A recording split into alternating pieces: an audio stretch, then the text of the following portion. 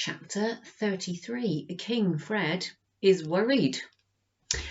Little knowing of the new threats to their schemes, Spittleworth and Flapoon had just sat down to one of their usual sumptuous late-night dinners with the king. Fred was most alarmed to hear of the Ickabog's attack on Baronstown because it meant that the monster had strayed closer to the palace than ever before. Ghastly business, said Flapoon, lifting an entire black pudding onto his plate. Shocking, really, said Spittleworth, carving himself a slice of pheasant. What I don't understand, fretted Fred, is how it slipped through the blockade. For, of course, the king had been told that a division of the Ickabog Defence Brigade was permanently camped round the edge of the marsh to stop the Ickabog escaping into the rest of the country. Spittleworth, who'd been expecting Fred to raise this point, had his explanation ready. I regret to say that 2 soldiers fell asleep on the watch, Your Majesty, taken unawares by the Ickabog. They were eaten whole. Suffering saints, said Fred, horrified. Having broken through the line, continued Spittleworth, the monster headed south.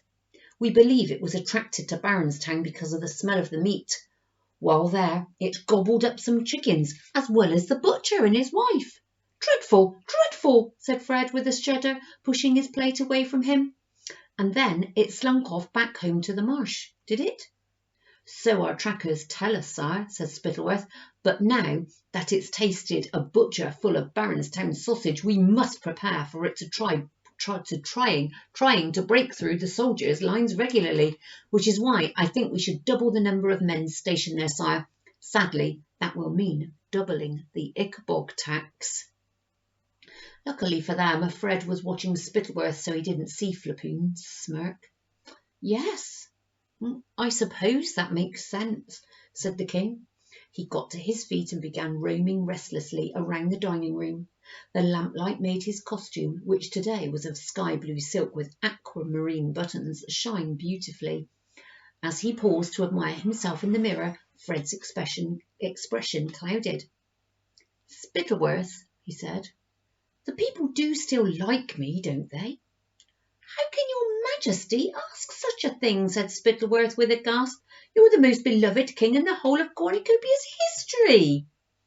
It's just that, riding back from hunting yesterday, I couldn't help thinking that people didn't seem quite as happy as usual to see me, said Fred. There were hardly any cheers, and only one flag.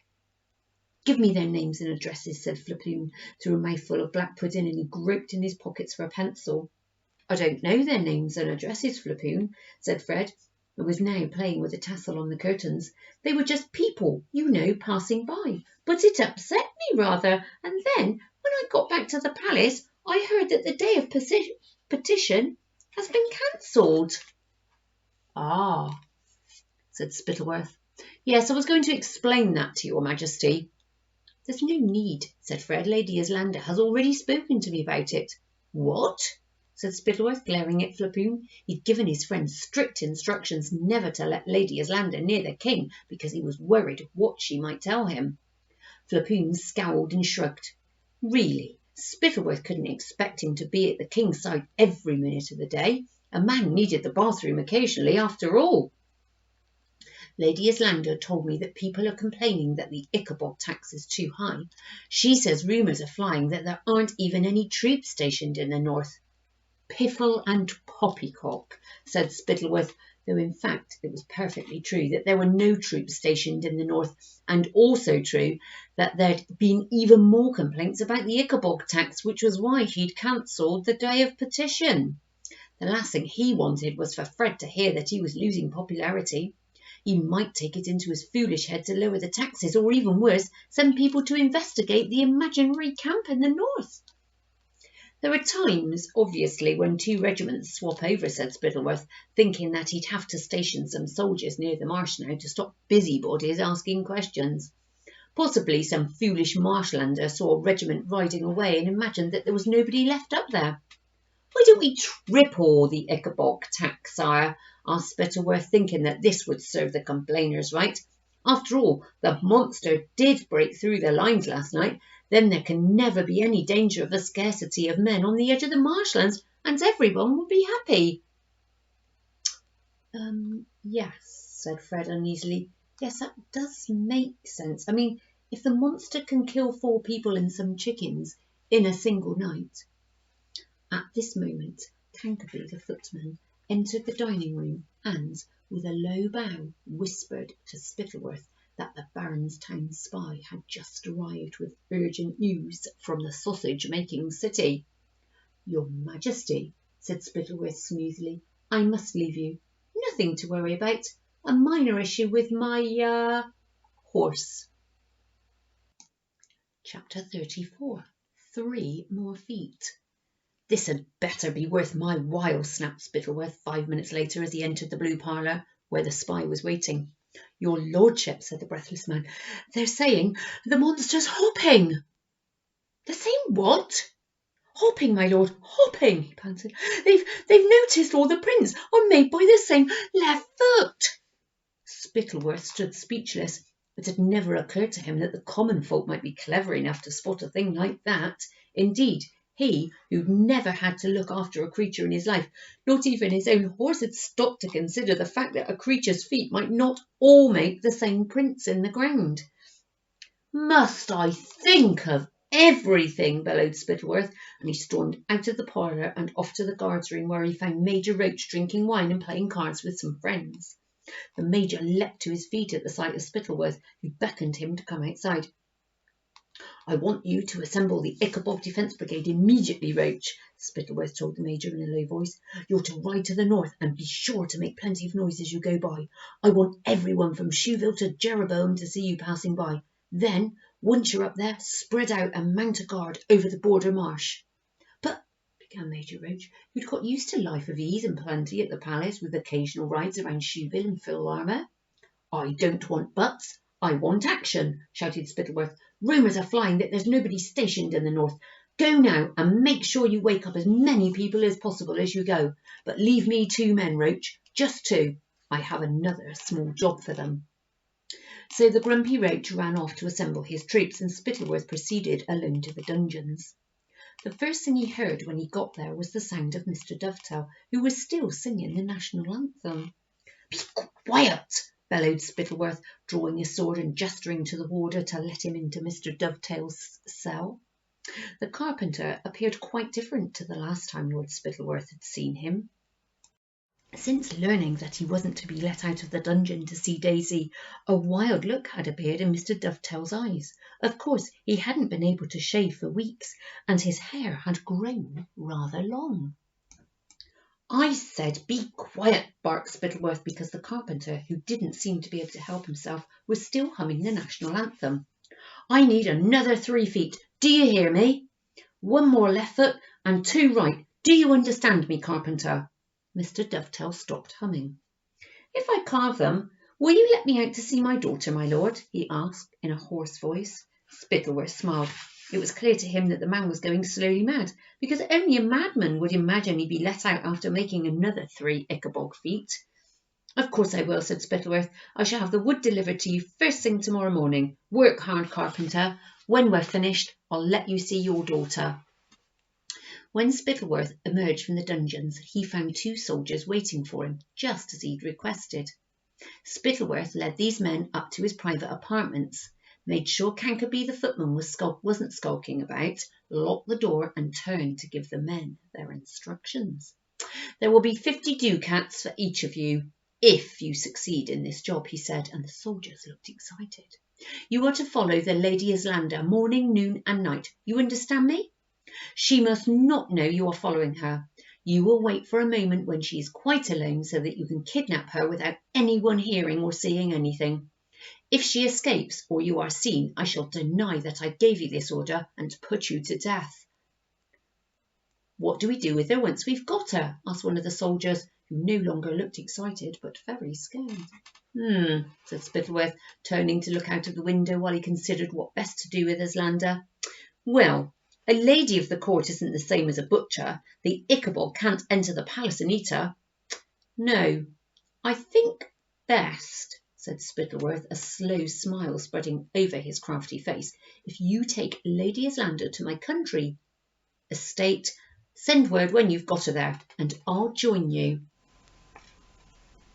A few days later, Lady Islander was walking alone in the palace rose garden when two soldiers hiding in a bush spotted their chance. They seized her, gagged her, bound her hands and drove her away to Spittleworth's estate in the country. Then they sent a message to Spittleworth and waited for him to join them. Spittleworth promptly summoned Lady Islander's maid, Millicent. By threatening to murder Millicent's little sister, he forced her to deliver messages to all Lady Islander's friends, telling them that her mistress had decided to become a nun. Lady Islander's friends were all shocked by this news. She'd never mentioned wanting to become a nun to any of them.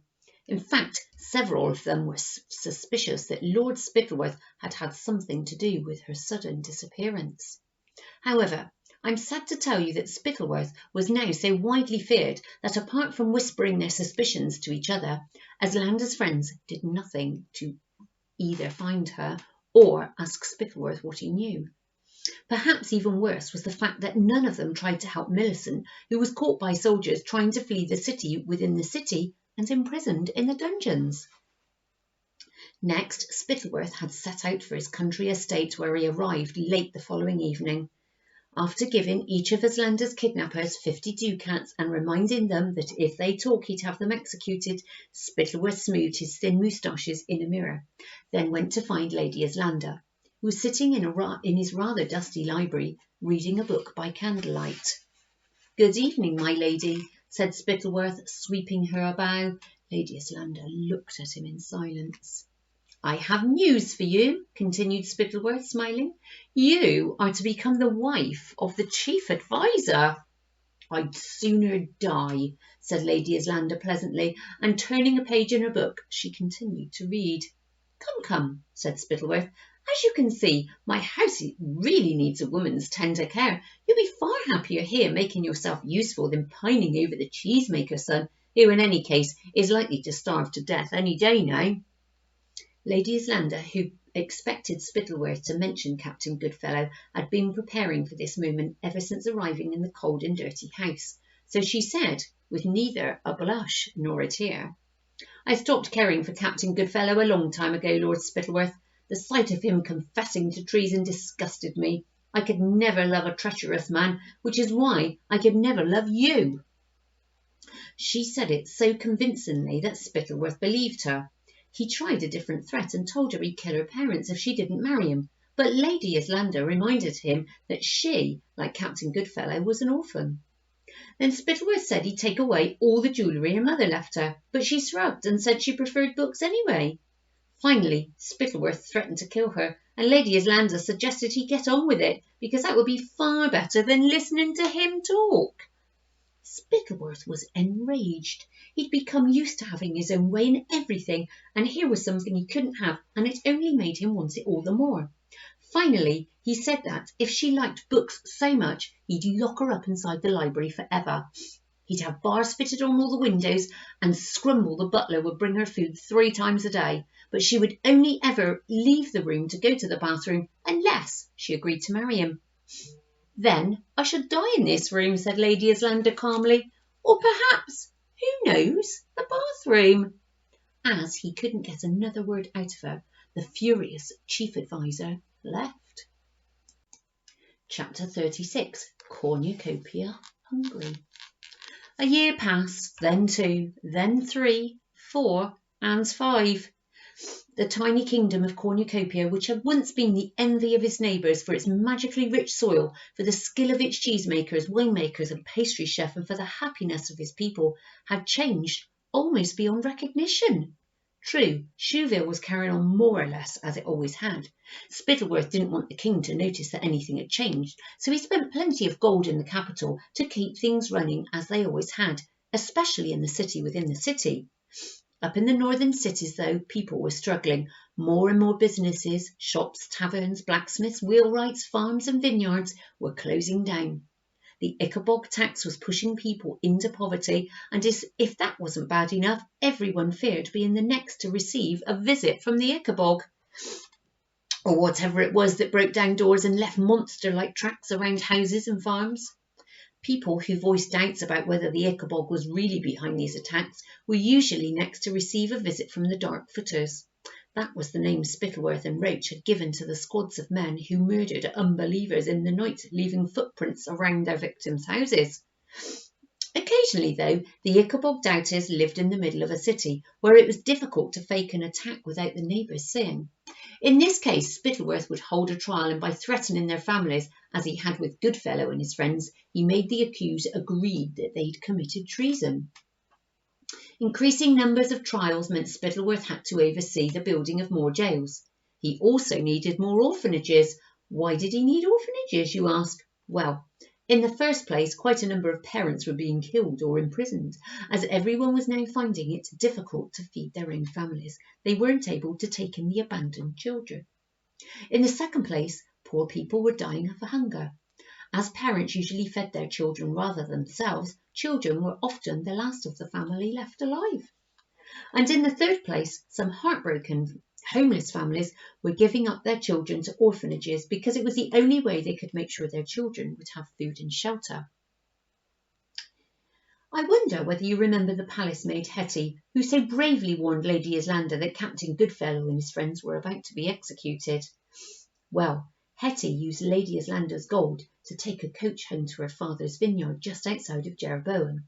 A year later, she married a man called Hopkins and gave birth to twins, a boy and a girl. However, the effort of paying the Ickabog tax was too much for the Hopkins family. They lost their little grocery store, and Hetty's parents couldn't help them because shortly after losing their vineyard, they'd starved to death. Homeless now, their children were crying with hunger. Hetty and her husband walked in desperation to Margranter's orphanage. The twins were torn, sobbing from their mother's arms. The door slammed, the bolts banged home, and poor Hetty Hopkins and her husband walked away, crying no less hard than their children, and praying that Margranter would keep them alive. Chapter 7. Daisy and the Moon. Chapter 37, Margranter's orphanage had changed a great deal since Daisy Dovetail had been taken there in a sack. The broken-down hovel was now an enormous stone building with bars on the window, locks on every door, and a space for 100 children. Daisy was still there, grown much taller and thinner, but still wearing the overalls in which she'd been kidnapped. She'd sewn lengths to the arms and legs so they still fit, and patched them carefully when they tore. They were the last thing she had of her home and her father, so she kept wearing them instead of making herself dresses out of the sacks the cabbages came in, as Martha and the other girls did. Daisy had held on to the idea that her father was still alive for several years after his kidnap. She was a clever girl and had always known her father didn't believe in the Ickabog, so she forced herself to believe that he was in a cell somewhere, looking up through the barred window at the same moon she watched every night before she fell asleep. Then one night, in her 6th year at Margranter's, after tucking the Hopkins twins in for the night and promising them that they'd see their mummy and daddy again soon, Daisy lay down beside Martha and looked up at the pale gold disc in the sky as usual, and realised she no longer believed her father was alive. That hope had left her heart like a bird fleeing a ransacked nest, and though tears leaked out of her eyes, she told herself that her father was in a better place now, up there in the glorious heavens with her mother. She tried to find comfort in the idea that, being no longer earthbound, her parents could live anywhere, including in her own heart, and that she must keep their memories alive inside her, like a flame. Still, it was hard to have parents who lived inside you when all you really wanted was for them to come back and hug you. Unlike many of the orphanage children, Daisy retained a clear memory of her parents. The memory of their love sustained her, and every day she helped look after the little ones in the orphanage and made sure that they had hugs and kindness that she was missing. Yet it was only the thought of her mother and father that enabled Daisy to carry on. She had a strange feeling that she was meant to do something important, something that would change not only her life, but the fortunes of Cornucopia. She'd never told anyone about this strange feeling, not even her best friend Martha. After all, who'd believe that a penniless girl locked up in an orphanage could save her country? Yet the strange belief burned stubbornly inside her, like a flame that refused to go out.